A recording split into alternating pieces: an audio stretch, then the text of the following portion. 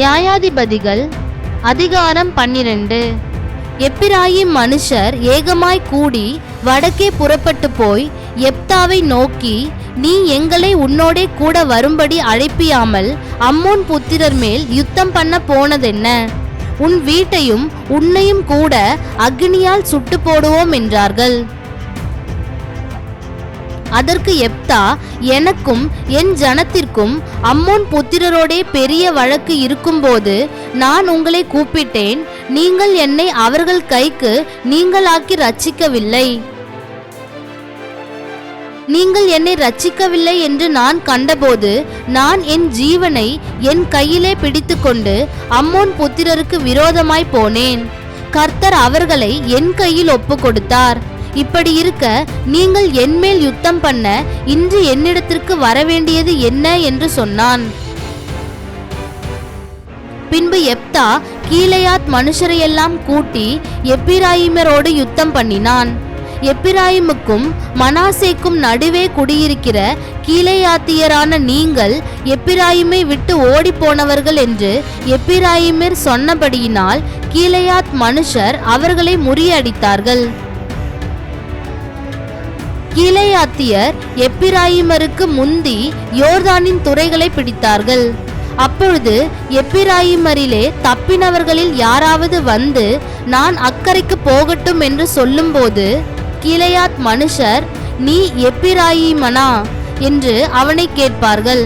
அவன் அல்ல என்றால், நீ ஷிபோலேத் என்று சொல் என்பார்கள். அப்பொழுது அவன் அப்படி உச்சரிக்க கூடாமல் சிபோலேத் என்பான். அப்பொழுது அவனை பிடித்து யோர்தான் துறையிலே வெட்டி போடுவார்கள். அக்காலத்திலே எப்பிராயிமில் 42,000 பேர் விழுந்தார்கள். எப்தா இஸ்ரவேலை 6 வருஷம் நியாயம் விசாரித்தான். பின்பு கீலேயாத்தியனான எப்தா மரித்து கீலேயாத்திலுள்ள ஒரு பட்டணத்தில் அடக்கம் பண்ணப்பட்டான்.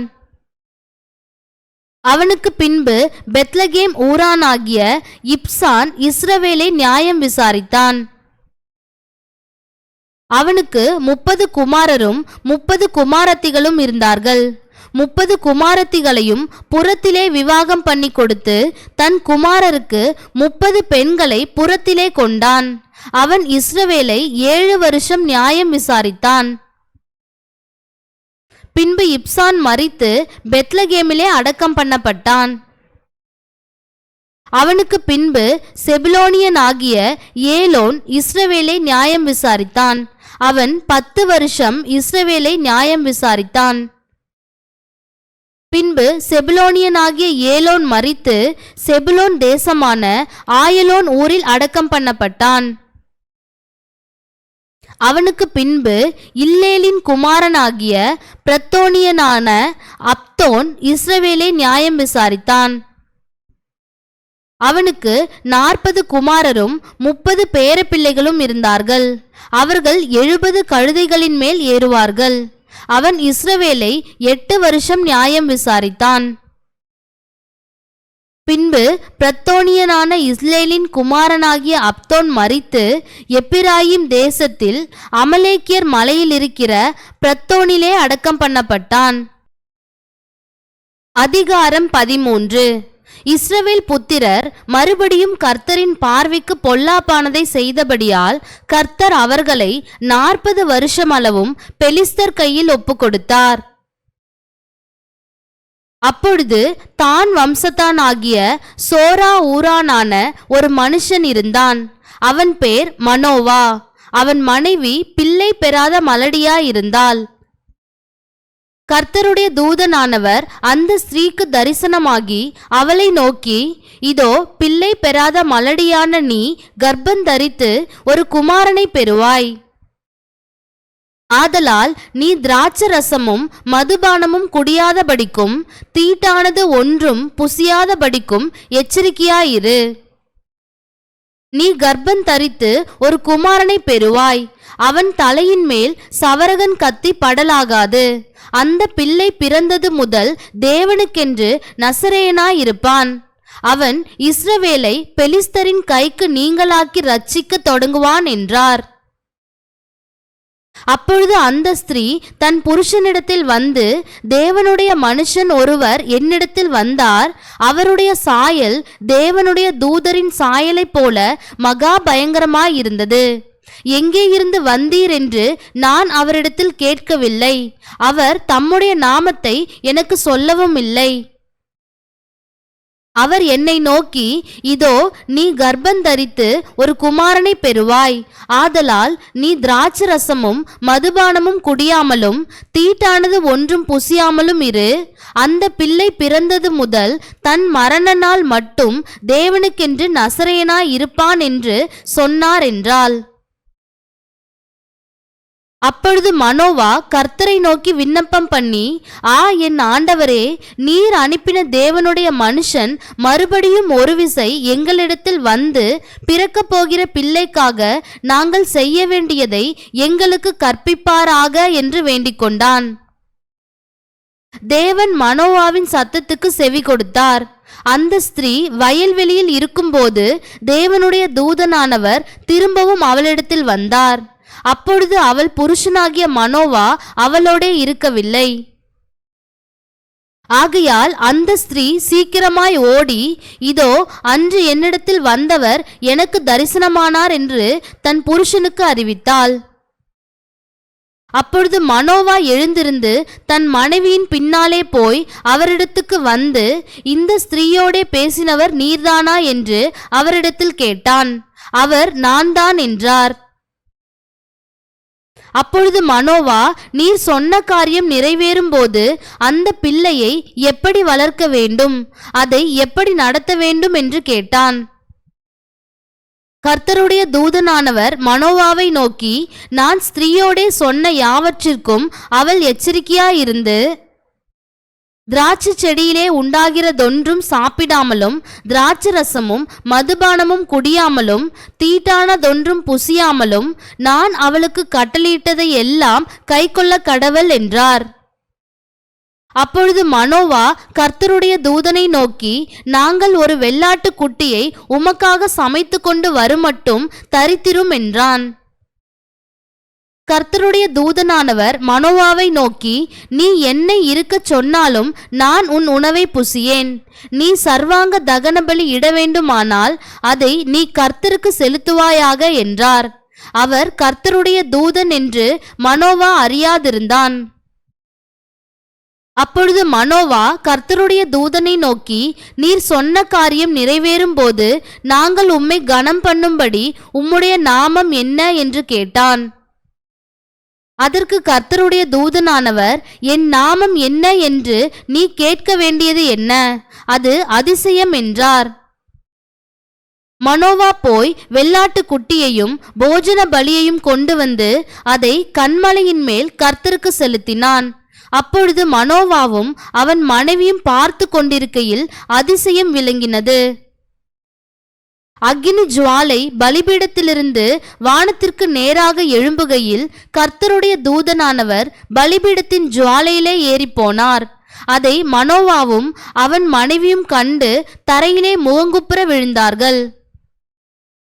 பின்பு கர்த்தருடைய தூதனானவர் மனோவாவுக்கும் அவன் மனைவிக்கும் காணப்படவில்லை. அப்பொழுது அவர் கர்த்தருடைய தூதன் என்று மனோவா அறிந்து தன் மனைவியை பார்த்து, நாம் தேவனை கண்டோம், சாகவே சாவோம் என்றான். அதற்கு அவன் மனைவி, கர்த்தர் நம்மை கொன்று போட சித்தமாயிருந்தால் அவர் நம்முடைய கையிலே சர்வாங்க தகன பலியையும் போஜன பலியையும் ஒப்புக்கொள்ள மாட்டார். இவைகளை எல்லாம் நமக்கு காண்பிக்கவும் மாட்டார், இவைகளை நமக்கு அறிவிக்கவும் மாட்டார் என்றாள். பின்பு அந்த ஸ்திரீ ஒரு குமாரனை பெற்று அவனுக்கு சிம்சோன் என்று பெயரிட்டாள். அந்த பிள்ளை வளர்ந்தது. கர்த்தர் அவனை ஆசீர்வதித்தார். அவன் சோராவுக்கும் எஸ்தாவோலுக்கும் நடுவிலுள்ள தானின் பாளையத்தில் இருக்கையில் கர்த்தருடைய ஆவியானவர் அவனை ஏவ துவக்கினார். அதிகாரம் 14. சிம்சோன் திம்னாத்துக்கு போய் திம்னாத்திலே பெலிஸ்தரின் குமாரத்திகளில் ஒரு பெண்ணை கண்டு திரும்ப வந்து தன் தாயையும் தகப்பனையும் நோக்கி, திம்னாத்திலே பெலிஸ்தரின் குமாரத்திகளில் ஒரு பெண்ணை கண்டேன், அவளை எனக்கு கொல்ல வேண்டும் என்றான். அப்பொழுது அவன் தாயும் அவன் தகப்பனும் அவனை நோக்கி, நீ போய் விருத்த சேதனமில்லாத பெலிஸ்தரிடத்தில் ஒரு பெண்ணை கொல்ல வேண்டியதென்ன? உன் சகோதரரின் குமாரத்திகளிலும் எங்கள் ஜனம் அனைத்திலும் பெண் இல்லையா என்றார்கள். சிம்சோன் தன் தகப்பனை நோக்கி, அவள் என் கண்ணுக்கு பிரியமானவள், அவளையே எனக்கு கொல்ல வேண்டும் என்றான். அவன் பெலிஸ்தரிடத்தில் குற்றம் பிடிக்க முகாந்திரம் உண்டாகும்படி இது கர்த்தரின் செயல் என்று அவன் தாயும் தகப்பனும் அறியாதிருந்தார்கள். அக்காலத்திலே பெலிஸ்தர் இஸ்ரவேலை ஆண்டார்கள். அப்படியே சிம்சோனும் அவன் தாயும் தகப்பனும் திம்னாத்துக்கு போக புறப்பட்டார்கள்.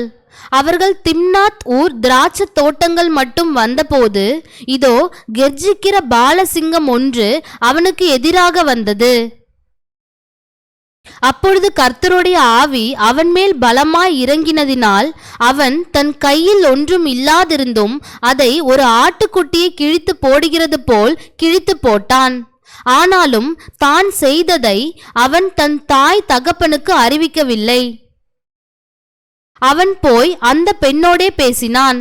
அவள் சிம்சோனின் கண்ணுக்கு பிரியமாயிருந்தாள்.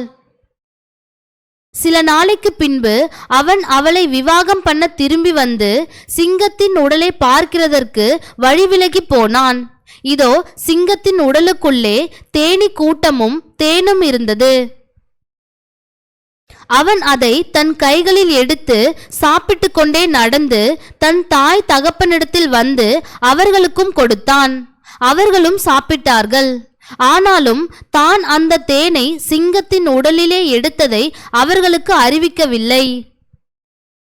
அவன் தகப்பன் அந்த பெண் இருக்கும் இடத்தில் போனபோது சிம்சோன் அங்கே விருந்து செய்தான். வாலிபர் அப்படி செய்வது வழக்கம். அவர்கள் அவனை கண்டபோது அவனோடே கூட இருக்கும்படி 30 தோழரை அவனிடத்தில் கொண்டு வந்தார்கள். சிம்சோன் அவர்களை நோக்கி, ஒரு விடுகதையை உங்களுக்கு சொல்லுகிறேன், அதை நீங்கள் விருந்துண்கிற 7 நாளைக்குள்ளே கண்டுபிடித்து எனக்கு விடுவித்தால் நான் உங்களுக்கு 30 துப்பட்டிகளையும் 30 மாற்று வஸ்திரங்களையும் கொடுப்பேன். அதை எனக்கு விடுவிக்காதே போனால் நீங்கள் எனக்கு 30 துப்பட்டிகளையும் 30 மாற்று வஸ்திரங்களையும் கொடுக்க வேண்டும் என்றான். அதற்கு அவர்கள், உன் விடுகதையை சொல்லு, நாங்கள் அதை கேட்கட்டும் என்றார்கள்.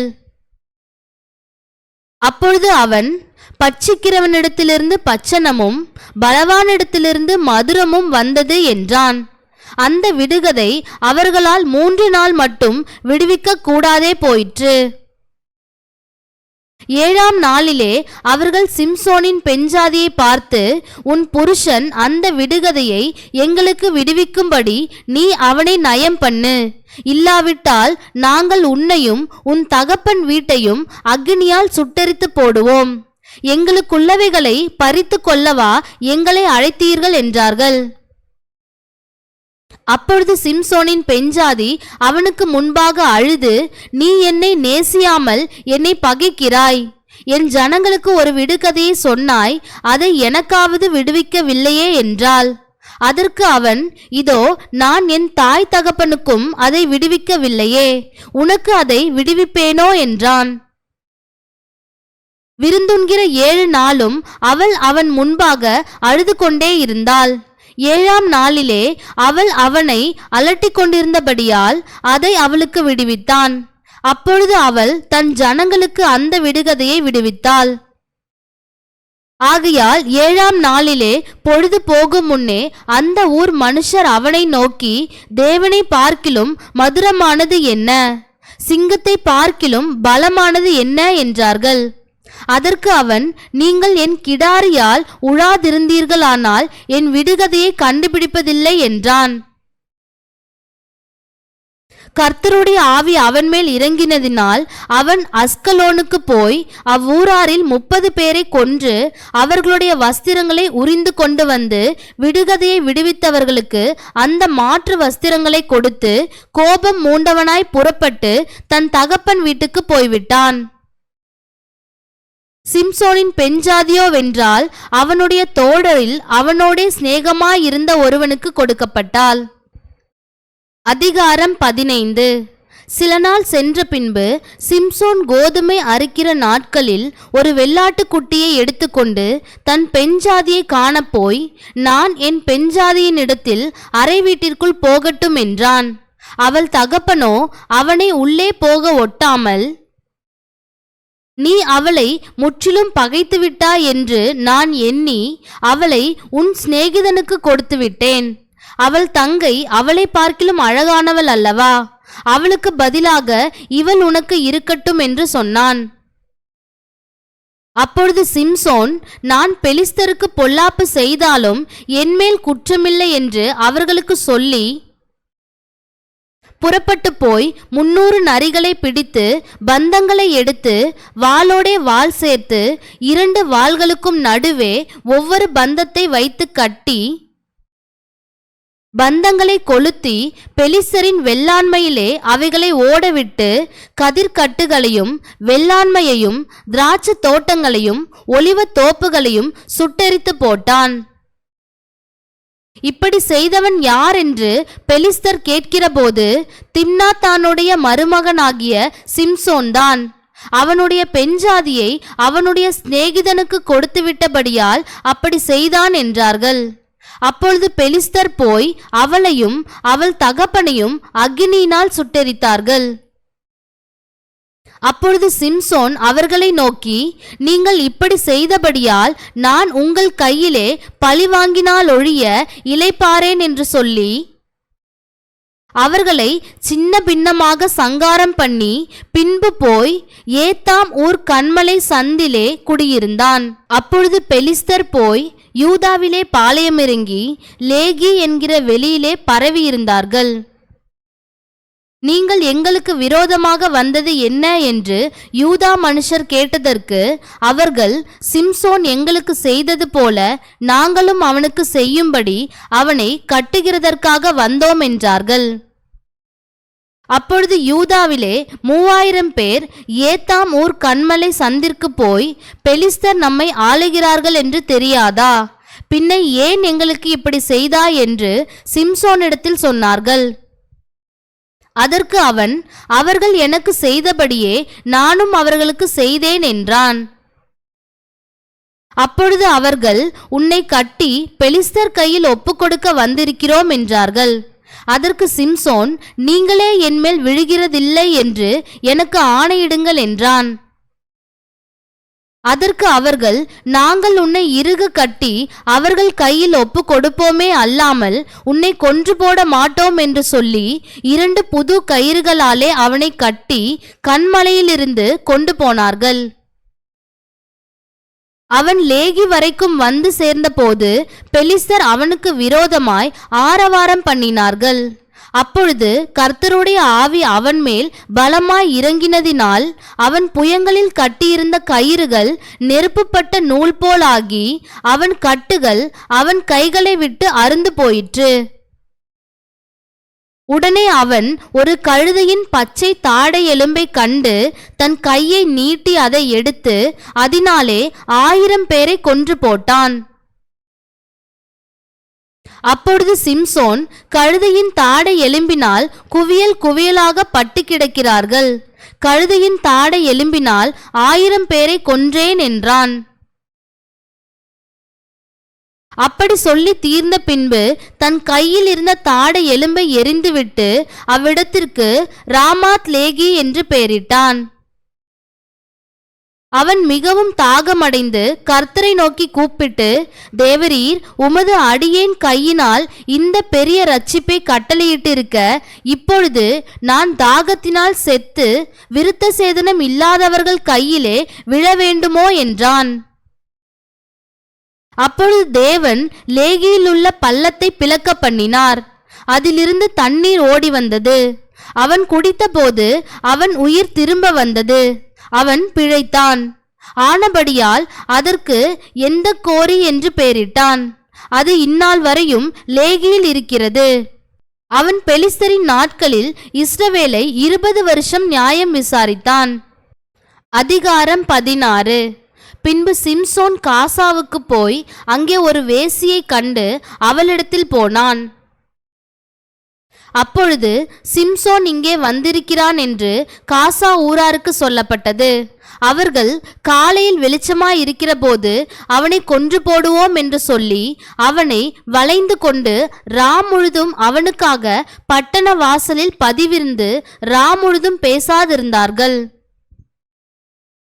சிம்சோன் நடுராத்திரி மட்டும் படுத்திருந்து நடுராத்திரியில் எழுந்து பட்டணத்து வாசல் கதவுகளையும் அதன் 2 நிலைகளையும் பிடித்து தாழ்பாலோடே கூட பேர்த்து தன் தோளின் மேல் வைத்து எபிரோனுக்கு எதிரே இருக்கிற மலையின் உச்சிக்கு சுமந்து கொண்டு போனான். அதற்கு பின்பு அவன் சோரேக் ஆற்றங்கரையில் இருக்கிற தெலீலாள் என்னும் பேருள்ள ஒரு ஸ்திரீயோடே சிநேகமாயிருந்தான். அவளிடத்திற்கு பெலிஸ்தரின் அதிபதிகள் போய், நீ அவனை நயம் பண்ணி அவனுடைய மகாபலம் எதினாலே உண்டாயிருக்கிறது என்றும் நாங்கள் அவனை கட்டி சிறுமைப்படுத்துகிறதற்கு எதினாலே அவனை மேற்கொள்ளலாம் என்றும் அறிந்து கொள்.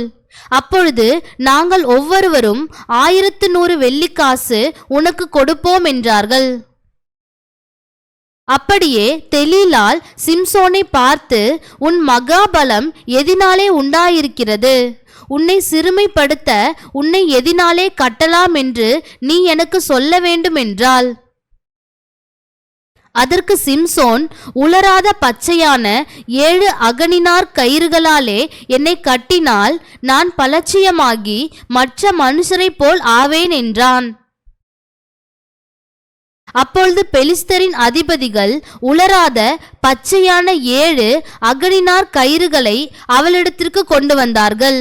அவைகளால் அவள் அவனை கட்டினாள். பதிவிருக்கிறவர்கள் அறை வீட்டிலே காத்திருக்கும் போது அவள், சிம்சோனே, பெலிஸ்தர் உன்மேல் வந்துவிட்டார்கள் என்றாள். அப்பொழுது சணல் நூலானது நெருப்பு பட்டவுடனே இற்று போகிறது போல அவன் அந்த கயிறுகளை அறுத்து போட்டான். அவன் பலம் இன்னதினாலே உண்டாயிருக்கிறது என்று அறியப்படவில்லை.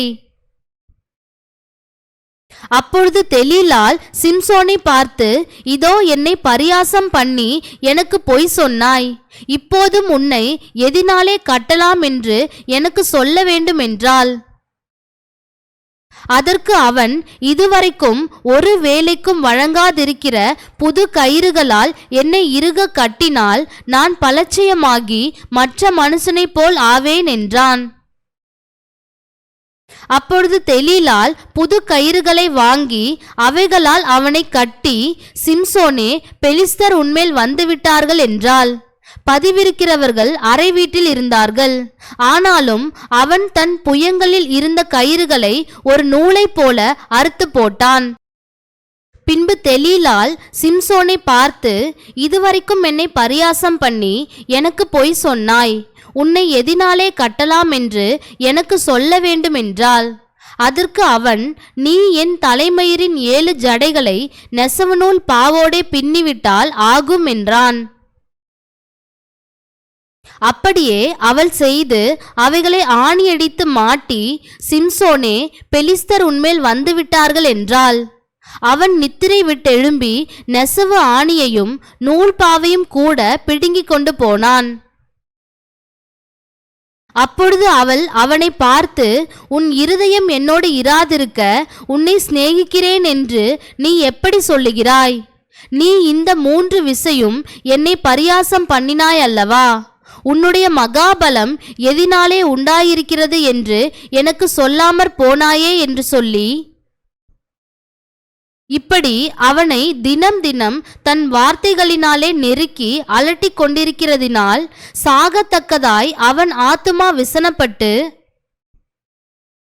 தன் இருதயத்தை எல்லாம் அவளுக்கு வெளிப்படுத்தி, சவரகன் கத்தி என் தலையின் மேல் படவில்லை. நான் என் தாயின் கர்ப்பத்தில் பிறந்தது முதல் தேவனுக்கென்று நசரேயனானவன். என் தலை சிரைக்கப்பட்டால் என் பலம் என்னை விட்டு போம். அதனாலே நான் பலட்சயமாகி மற்ற எல்லா மனுஷரைப் போலும் ஆவேன் என்று அவளிடத்தில் சொன்னான். அவன் தன் இருதயத்தையெல்லாம் தனக்கு வெளிப்படுத்தினதை தெலீலாள் கண்டபோது அவள் பெலிஸ்தரின் அதிபதிகளுக்கு ஆள் அனுப்பி, இந்த ஒரு விசை வாருங்கள், அவன் தன் இருதயத்தை எல்லாம் எனக்கு வெளிப்படுத்தினான் என்று சொல்லச் சொன்னாள். அப்பொழுது பெலிஸ்தரின் அதிபதிகள் வெள்ளி காசுகளை தங்கள் கையில் எடுத்துக்கொண்டு அவளிடத்துக்கு வந்தார்கள். அவள் அவனை தன் மடியிலே நித்திரை செய்ய பண்ணி ஒருவனை அழைத்து அவன் தலைமயிரின் 7 ஜடைகளையும் சிரைப்பித்து அவனை சிறுமைப்படுத்த தொடங்கினாள். அவன் பலம் அவனை விட்டு நீங்கிற்று. அப்பொழுது அவள், சிம்சோனே, பெலிஸ்தர் உன்மேல் வந்துவிட்டார்கள் என்றாள். அவன் நித்திரை விட்டு விழித்து கர்த்தர் தன்னை விட்டு விலகினதை அறியாமல் எப்போதும் போல உதறி போட்டு வெளியே போவேன் என்றான்.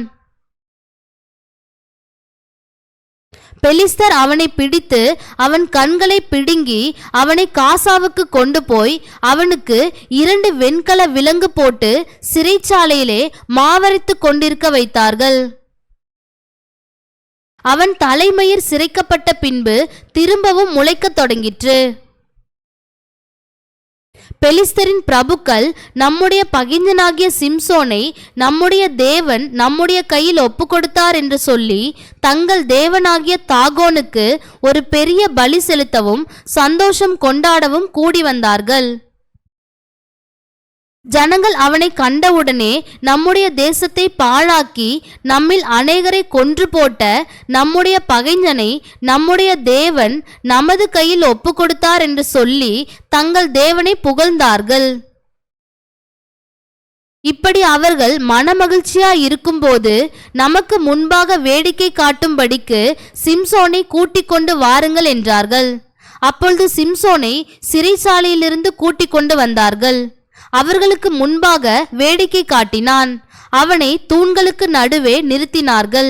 சிம்சோன் தனக்கு கைலாக கொடுத்து நடத்துகிற பிள்ளையாண்டானோடே, வீட்டை தாங்குகிற தூண்களிலே நான் சாய்ந்து கொண்டிருக்கும்படி அவைகளை நான் தடவி பார்க்கட்டும் என்றான். அந்த வீடு புருஷராலும் ஸ்திரீகளாலும் நிறைந்திருந்தது. அங்கே பெலிஸ்தரின் சகல பிரபுக்களும் வீட்டின் மேல் புருஷரும் ஸ்திரீகளுமாக ஏறக்குறைய 3000 பேர் சிம்சோன் வேடிக்கை காட்டுகிறதை பார்த்து கொண்டிருந்தார்கள். அப்பொழுது சிம்சோன் கர்த்தரை நோக்கி கூப்பிட்டு, கர்த்தராகிய ஆண்டவரே, நான் என் 2 கண்களுக்காக ஒரே தீர்வையாய் பெலிஸ்தர் கையிலே பழிவாங்கும்படிக்கு இந்த ஒரு விசை மாத்திரம் என்னை நினைத்தருளும். தேவனே பலப்படுத்தும் என்று சொல்லி சிம்சோன் அந்த வீட்டை தாங்கி நிற்கிற 2 நடுத்தூண்களில் ஒன்றை தன் வலது கையினாலும் மற்றொன்றை தன் இடது கையினாலும் பிடித்துக்கொண்டு, என் ஜீவன் பெலிஸ்தரோடே கூட மடிய கடவது என்று சொல்லி பலமாய் சாய்க்க அந்த வீடு அதில் இருந்த பிரபுக்கள் மேலும் எல்லா ஜனங்கள் மேலும் விழுந்தது. இவ்விதமாய் அவன் உயிரோடு இருக்கையில் அவனால் கொல்லப்பட்டவர்களை பார்க்கிலும் அவன் சாகும்போது அவனால் கொல்லப்பட்டவர்கள் அதிகமாயிருந்தார்கள். பின்பு அவன் சகோதரரும் அவன் தகப்பன் வீட்டார் அனைவரும் போய் அவனை எடுத்துக்கொண்டு வந்து சோராவுக்கும் எஸ்தாவோலுக்கும் நடுவே அவன் தகப்பனாகிய மனோவாவின் கல்லறையில் அடக்கம் பண்ணினார்கள். அவன் இஸ்ரவேலை 20 வருஷம் நியாயம் விசாரித்தான்.